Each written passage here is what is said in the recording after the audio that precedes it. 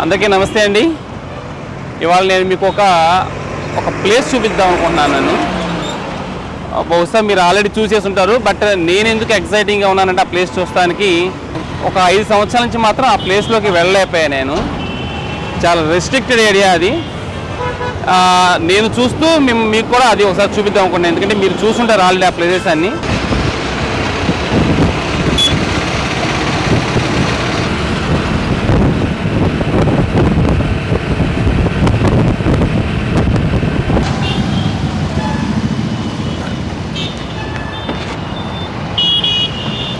ఎగ్జాక్ట్గా ఈ ప్లేస్లో 20 సంవత్సరాల క్రితం నేను ఇక్కడ టోల్గేట్ సెంటర్ అని ఉండేది.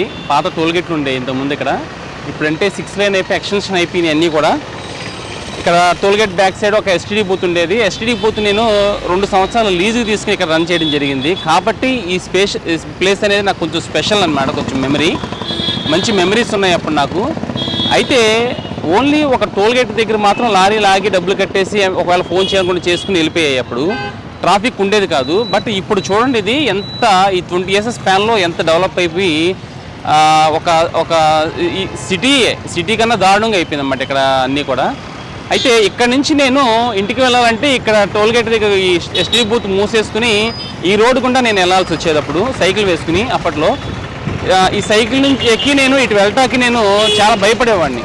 ఈ రోడ్డు ఎందుకంటే 7-8 అయిందంటే అప్పుడు ఖచ్చితంగా మనిషి అనేవాడు తిరిగేవాడు కాదు అప్పుడు ఆ ఏరియాలో. ఆ టైంలో చిమ్మ చీకటి, లైట్లు ఉండేవి కాదు, అన్ని తోటలో పొలాలు ఉండేవి ఇక్కడ. చాలా భయం వేసేది. నేను స్ట్రీట్ బూత్ కట్టుకుని క్లోజ్ చేసుకుని 10 o'clock ఆ టైంకి వెళ్ళేవాడిని. ఒకసారి ఇప్పుడు ఆ రోడ్డు ఎలా ఉందో నేను మీకు చూపిస్తాను.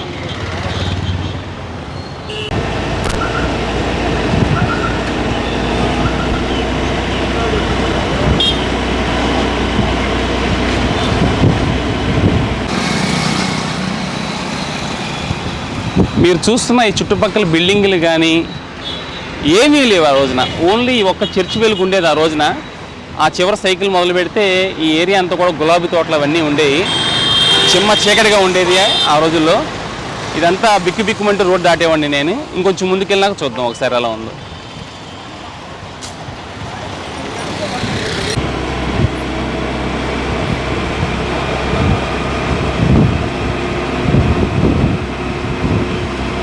ఈ రోడ్డు అంతా చాలా నిర్మానుష్యంగా ఉండేది. 7 అయితే మాత్రం 10 నేను సైకిల్ తొక్కుంటూ ఇటు స్ట్రైట్గా వెళ్ళి తాడేపల్లి వంతెన దాటేసి కాలగడ దాటి నులకపేటలో ఇల్లు ఉండేది, అక్కడికి వెళ్ళేవాడిని నేను.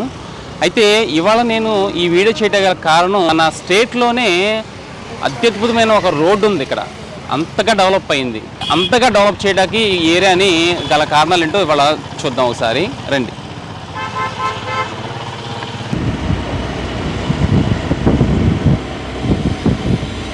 స్టేట్లో ఎక్కడన్నా ఉంటుందా ఈ రకమైన రోడ్డు? అటు చూడు, గార్డెన్ చూడు ఎంత అద్భుతంగా ఉందో. రామోజీ ఫిల్మ్ సిటీలో ఉంటాయి అలాంటి రోడ్లు.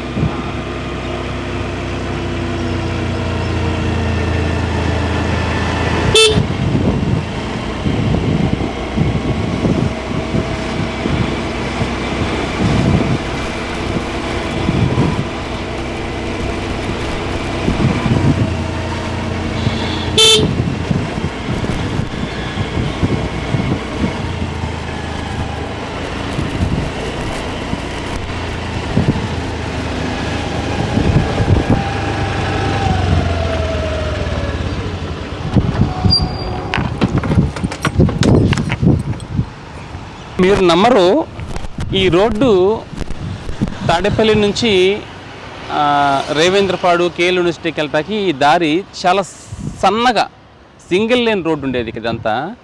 ఇవాళ చూస్తే ఎంత బ్రహ్మాండంగా డెవలప్ అయి ఉందో చూడండి. దానికి కారణం ఏంటంటే మన మాజీ సీఎం జగన్మోహన్ రెడ్డి గారు ఇల్లు ఈ ఏరియాలో ఉంది కాబట్టి. 2-3 రోజులుగా ఈ ఇంటి గురించి విపరీతమైన చర్చ జరుగుతుంది. దానికి గల కారణం ఏంటంటే గత 5 సంవత్సరాల నుంచి ఈ ప్రదేశాన్ని ఎవరు చూడలేకపోవడానికి గల కారణం. కనీసం టోల్గేట్ సెంటర్ దగ్గర నుంచి అక్కడే ఆంక్షలు ఉండేవి సగం. ఆ తర్వాత లోనికి వచ్చి మనం టర్నింగ్ తిరిగిన తర్వాత ఈ రోడ్లోకి ఎంటర్ అవ్వాలంటే నరమానవుడు అయితే ఐఏఎస్ అయి ఉండాలి, లేకపోతే ఐపీఎస్ అయి ఉండాలి, లేకపోతే ఎమ్మెల్యే ఎంపీ అయి ఉండాలి, లేకపోతే ఏదైనా డిపార్ట్మెంట్ సంబంధించిన వాళ్ళు తప్ప ఈ 5 సంవత్సరాలు జగన్మోహన్ రెడ్డి గారు సీఎంగా ఉన్నంత కాలం కూడా ఈ ప్రదేశం టోటల్గా నిషిద్ధం అయిపోయింది, ప్రొహిబిటెడ్ ఏరియా అయిపోయింది. ఈవెన్ ప్రెస్ వాళ్ళు కూడా ఎప్పుడు చూడని కారణంగా మొన్న ఈ రోడ్డు ఓపెన్ చేయగానే చాలా ఆత్రంగా పాపం వీడియోలు తీసుకుని సంబరపడ్డారు మీడియా వాళ్ళు కూడా. మీ అందరికీ తెలుసు, ఇల్లు చుట్టూతా గ్రీన్ ఫెన్సింగ్ ఉండిపోయింది. 10 అడుగులు ఎత్తు గోడ, 30 అడుగులు ఐరన్ ఫెన్సింగ్ ఉంది. బయటికి మనకేమి కనపడదు. ఇల్లు అనేది ఎట్లా ఉంది, ఆ ఎలివేషన్ ఎలా ఉంది, ఏం కన్స్ట్రక్షన్ చేశారు, ఎట్లా ఉంది అనేది మనకి ఎవరికి ఏమీ అర్థం అవ్వదన్నమాట. అంటే ఆ ఇల్లు చూడంగానే నాకు అనిపించింది ఏంటంటే అది ఒక జైలు వాతావరణంలా ఉంది. చాలా రెస్ట్రిక్టెడ్గా, బహుశా జగన్మోహన్ రెడ్డి గారికి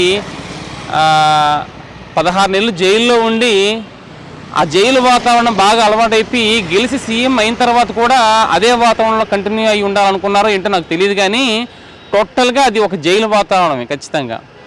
పైగా ఈ 5 సంవత్సరాలు కూడా ఆయన చాలా అడపాదడప బయటకు వచ్చి ఎక్కడన్నా మీటింగ్లో పాల్గొన్నారు తప్ప జనాలతో మమేకమయ్యి కలిసిన సందర్భాలు చాలా తక్కువ ఉండిపోయినాయి. అదే వాతావరణంలో 5 సంవత్సరాలు ఆయన మగ్గిపోయారు పాపం. యాక్చువల్గా ఆంధ్ర ప్రజలకి ఎలక్షన్ల ద్వారా ఆయనకి ఇచ్చిన రిజల్ట్ నిజంగా ధన్యవాదాలు తెలపాలి. ఎందుకంటే ఆయన 5 సంవత్సరాలుగా పాపం ఒక జైలు లాంటి వాతావరణంలో మగ్గిపోయారు. ఆయన ఒక సీఎం పదవిలో ఉండి పాపం ఇంట్లోనే ఉండిపోయి అక్కడే రివ్యూ మీటింగ్లు కానీ లేకపోతే సచివాలయం సంబంధించి క్యాంప్ ఆఫీస్ కూడా అక్కడే ఉంచుకొని అన్నీ కూడా కార్యక్రమాలు అక్కడే చేసి బయటికి రావడానికి అవకాశం ఇవ్వలేదు పాపం. జనాలు చాలా ఇబ్బంది పెట్టారు. జనాలు నిజంగా ఆయన గెలిపించి సీఎంగా చేసి ఇప్పుడు ఆ పని లేదు, కొంచెం ఆయన స్వేచ్ఛగా తిరగచ్చు, ఆ జైలు వాతావరణం నుంచి బయటపడచ్చు అనుకుంటున్నాను. అది ఒక పాయింట్ అయిపోయిన తర్వాత మర్చిపోతానని కొన్ని లిస్ట్ రాసుకున్నా ఈ వీడియోలో కొన్ని టాపిక్లు మాడదామని చెప్పి. వాస్తవానికైతే ఒక సీఎం హోదాలో ఉన్న మనిషికి అంత సెక్యూరిటీ అది నిజంగా అవసరమే అనుకుంటున్నాను నేను. అందులో తప్పు పడతా కూడా ఏం లేదు, ఎందుకంటే సెక్యూరిటీ రీజన్గా ఆయనకి ఏమైనా థ్రెట్స్ ఉంటాయేమో అని ఆలోచనగా ఆ ఫెన్సింగ్ అలా కట్టుకోవడం తప్పులేదు. బట్ ఏమైందంటే ఆల్ ఆఫ్ ది సడన్ ఒక్కసారిగా ఈ రోడ్డు ఓపెన్ చేసి ఆయన ఇల్లు చూద్దామని ఆత్రంలో చూసేసరికి ఏమి కనపడకపోయేసరికి ఇల్లు అనేది అంత ఫెన్సింగ్తో క్లోజ్ చేసేసరికి జనాలు ఇదేంటి, ఈ గోడ ఏంటి, ఫెన్సింగ్ ఏంటి అని ఆశ్చర్యపోయారు. బట్ యాక్చువల్గా ఫస్ట్ నుంచి కూడా ఏదైనా విజిటర్స్కో లేకపోతే మీడియానో ఎలా చేసి ఇక పరిస్థితులను తెలిసినట్టయితే వాళ్ళకి కొంచెం అంత వావ్ ఫ్యాక్ట్ ఉండేది కాదేమో యాక్చువల్గా. కాబట్టి అది లేదు కాబట్టి 5 సంవత్సరాల నుంచి ఒక్కసారిగా అందరికీ ఆశ్చర్యం కలిగించింది. బట్ యాక్చువల్లీ ఒక సీఎం పర్సనాలిటీకి ఆ సెక్యూరిటీ పరంగా టైట్గా తీసుకోవడం వల్ల తప్పేం లేదని నా ఆలోచన యాక్చువల్గా కామన్ మ్యాన్ కింద. అయితే జనాలకి తెలియంది ఏంటంటే సీఎం గారు క్యాంప్ ఆఫీస్ కూడా ఇంట్లోనే ముందే ప్లాన్ చేసి కట్టుకున్నారని చెప్పి. ఆ పార్టీకి సంబంధించిన వాళ్ళు కానీ ఆయన కానీ ఎప్పుడు బయటికి బహిర్గతం చేయలేదు, కానీ ఇల్లు కడుతున్నప్పుడే అందులో క్యాంప్ ఆఫీస్ కట్టేసుకున్నారు. అసలు రివ్యూలు, మీటింగ్లు, సచివాలయం సంబంధించిన పనులు కానీ లేకపోతే ఐఏఎస్ ఐపీఎస్లతో మీటింగ్స్ కానివ్వండి, అన్నీ కూడా లోనే ఒక ఆఫీస్ ముందే ప్లాన్ చేసి కట్టుకున్నారని చెప్పి సామాన్య మనుషులకి మోస్ట్లీ మీడియా వాళ్ళకి కూడా తెలియలేదు. చూస్తే ఇల్లు శాటిలైట్ మీద చూస్తే మీకు అర్థమైపోతుంది. ఒక పక్కన ఇల్లు ఉంది, ఇంకో పక్కన క్యాంప్ ఆఫీస్ ఉంది. ఎవరన్నా రావాలన్నా, ఆహ్వానితులు లేకపోతే మీటింగ్లు చేసుకోవాలన్నా కూడా ఇవన్నీ కూడా ఒక పక్కన ముందే ప్లాన్ చేసి కట్టేసుకున్నారు ఇల్లు అనేది. బట్ నార్మల్ పీపుల్కి కనీసం మీడియా వాళ్ళకి కూడా ఆ విషయం తెలియలేకపోయింది లోన ఇంత జరిగిందని చెప్పి. అది చాలా సీక్రెట్గా ఉంచడం అనేది కొంచెం ఆశ్చర్యం కలిగించింది. ఇంత సీక్రెసీగా ఇలాగ చేయాల్సిన నెసిటీ ఏంటో అనేవి ఇప్పుడు తెలిసేసరికి మనకు అనిపిస్తుంది. జగన్ గారు ప్రైవేట్ సెక్యూరిటీ పెట్టుకున్నారని చెప్పి ఛానల్స్లోనూ ఈ మీడియా పరంగా హడావుడి చేస్తున్నారు. సెక్యూరిటీ జోన్లో ఉన్నప్పుడు ఒకప్పుడు మొన్నటిదాకా, ఇప్పుడు సడన్గా అది లేకపోయేసరికి కొంత వెల్తీగాను, లేకపోతే వాళ్ళు చూడండి కార్యకర్తలు ఎంతమంది వచ్చారో, ఆయనకి ఈ క్యాంప్ ఆఫీస్ కూడా ఇదే అయింది కాబట్టి ఇప్పుడు పార్టీ కార్యాలయం కూడా ఇదే చేశారు కాబట్టి ఇంటి దగ్గరే వచ్చే ఎమ్మెల్యేలు, ఎంపీలు ఆయన కలవడానికి వచ్చేవాళ్ళు ఎవరైనా సరే కార్యకర్తలు కానీ అక్కడే కలవడం వల్ల తోపులాటలు లేకపోతే సెక్యూరిటీ పరంగా ఎటువంటి రీజన్స్ లేకుండా చూసుకోవడం కోసం ప్రైవేట్ సెక్యూరిటీని అరేంజ్ చేసుకున్నారు ఆయన. దాన్ని కూడా తప్పు పట్టేలాగా మాట్లాడుతున్నారు. అది నేను తప్పంటా నేను. ఎందుకంటే ఆయన ఒక political personality, national wide political personality, మాజీ సీఎం అయినప్పటికీ కూడా ఆయనకుంటే థ్రెట్స్, ఆయనకుంటే భయాలు ఉంటాయి కాబట్టి అందులో ఎటువంటి తప్పు లేదనేది యాజ్ ఎ కామన్ మ్యాన్గా నా ఒపీనియన్.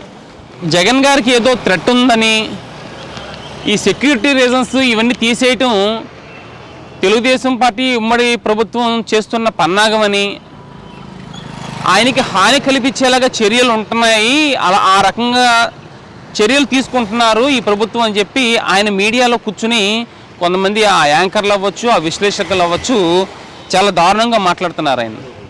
అక్కడేమో ఆయనకి భద్రత ఉండకూడదు, ఆ రహదారులు కూడా అందరూ వెళ్ళిపోవచ్చు, ఆయన ఇంటి ముందు నుంచి అందరూ వెళ్ళొచ్చు, ఎవరైనా రాళ్లు విసరొచ్చు, ఎవరైనా తీసుకెళ్లి పచ్చముక్కని ఆయనపై దాడులు చేయించవచ్చు, ఏ ప్లాన్ అయినా మనం చేయొచ్చు. పైగా మాక్ డ్రిల్ చేసి చూపించారు సార్, ఎలా రావాలి, ఎలా పోవాలి, ఎలా వస్తే ఆయన ఇంటిపైన దాడి చేయొచ్చు అన్నది. వ్యక్తి నిర్మూలన అన్నది ఒక ప్రాథమిక ధ్యేయంగా పనిచేస్తున్నారు వాళ్ళు. వ్యక్తి నిర్మూలన. కానీ వ్యక్తి నిర్మూలన అనేది ఏంటి? వ్యక్తి లేకుండా చేయడం ఏంటి? అదే చెప్తున్నాను సార్. ఇవాళ మీరు ప్రజాస్వామ్యంలో దీనికోసం 1 by 1 అంటే స్టెప్ బై స్టెప్ ఒక్కొక్క మార్గాన్ని నరుకుంటూ ఇప్పుడు మార్గాన్ని తయారు చేస్తున్నారు. సంవత్సరాలు బట్టి వాళ్ళు మానసికంగా ఎలా తయారు చేస్తారు చూడండి. కోడికత్తి దగ్గర నుంచి, రాయి దాడి దగ్గర నుంచి, it's a process designed. Conspiracy design అయింది. హత్యా ప్రయత్నాలతోనూ హత్య కావించబడ్డానికి తెరలేపు కూర్చున్నారు. బట్ ఎనీ ప్రాస్పెక్టివ్ టైంలో కనుక పొరపాటు జరిగితే ఏముంది? ఆయన యొక్క అభిమానులకు అవ్వచ్చు, కార్యకర్తలకు అవ్వచ్చు, ఆయన పార్టీ నాయకులకి కొంత కలవరపాటుని ఆందోళన గురి చేసేలాగా మాట్లాడుతున్నారు.